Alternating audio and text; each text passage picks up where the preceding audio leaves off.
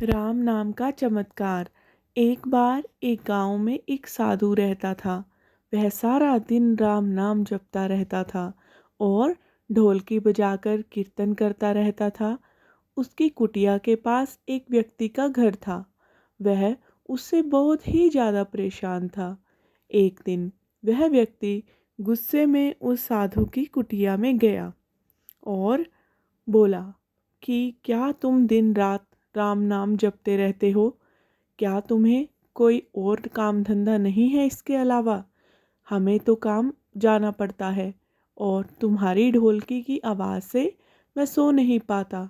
यह सुनकर साधु कहने लगा कि तुम भी मेरे साथ राम नाम जप कर देखो, तब तुम्हें पता चलेगा कि इससे कितना आनंद आता है। उस व्यक्ति ने थोड़ा खिंच कर कहा कि अगर मैं तुम्हारे साथ राम नाम जपता हूँ तो क्या तुम्हारा राम मुझे खाने के लिए रोटी देगा?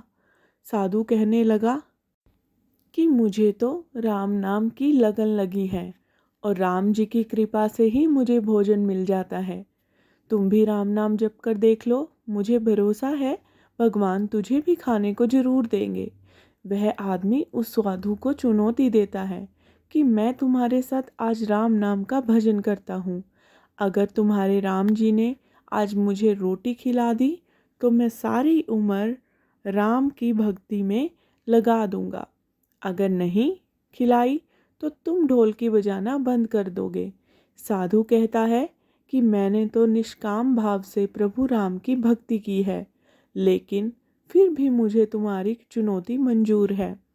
वह व्यक्ति साधु के साथ बैठकर राम नाम का जाप करता है और मन में यह निश्चय करता है कि चाहे कुछ भी हो जाए आज मैं भोजन नहीं करूँगा। देखता हूँ इसका राम मुझे भोजन कैसे कराता है। राम राम का भजन करने के बाद वह सोचता है कि अगर अब मैं अपने घर जाता हूँ तो मेरी माँ और मेरी पत्नी मुझे रोटी खाने को कहेंगे और अगर मुझे रोटी खानी पड़ सकती है, लेकिन मुझे साधु को चुनौती में हराना है, इसलिए मैं घर जाने की बजाय गांव के जंगल के पास चला जाता हूँ।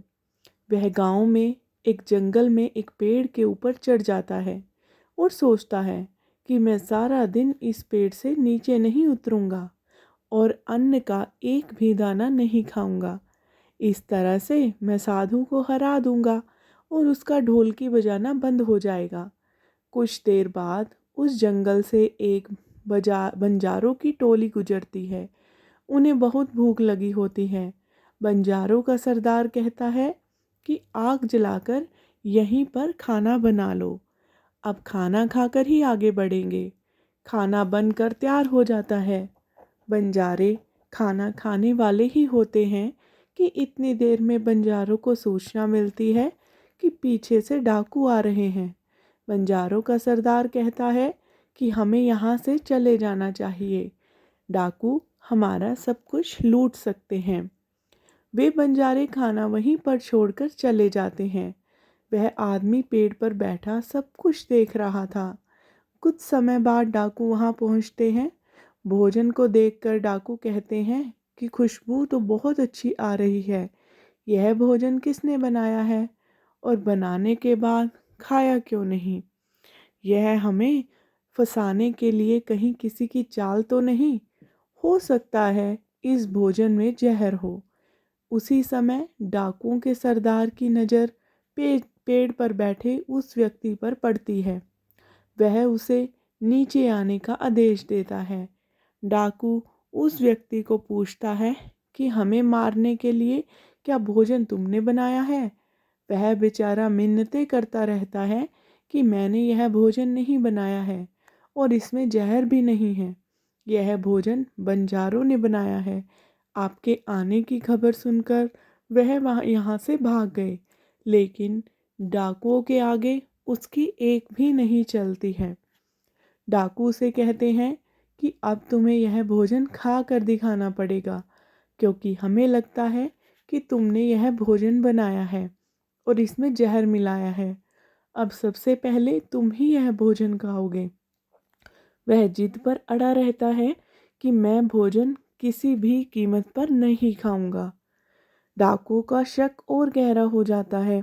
वे बंदूक की नोक उसके सिर पर रखकर कहते हैं, तुझे यह भोजन खाना ही पड़ेगा, नहीं तो गोली खानी पड़ेगी।